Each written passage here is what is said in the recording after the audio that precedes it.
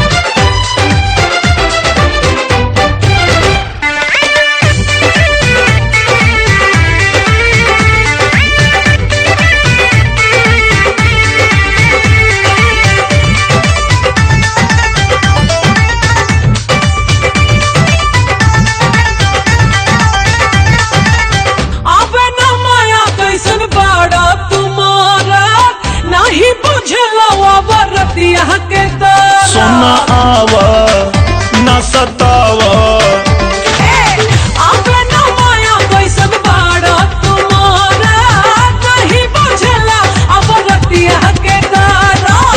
ए दिल जानी तब पलंगे पे आवा। चाहत नीचे दुगो तकियो लगाला, दुगो तकियो लगाला। सही जगह बा, सही जगह बा यही पे लोही हो। सही जगह बा यही पे लोही हो। चल टेबल पे लेबल मिले सही हो।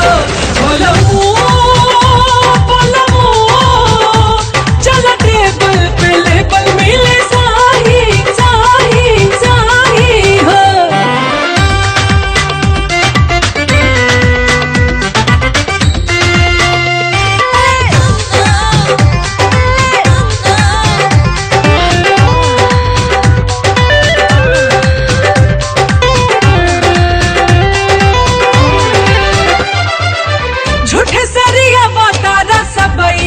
खटिया यह कुल्हे करही में बीत जाई रतिया।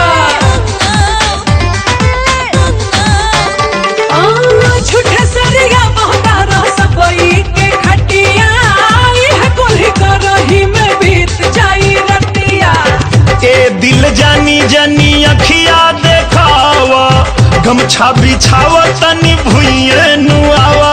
आके मजा उठावा चौकी पलंग ना,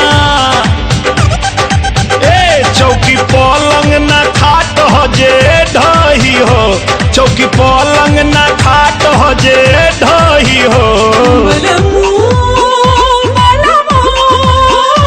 चल टेबल पे लेबल मिले सही हो। चल टेबल पे लेबल मिले सही हो।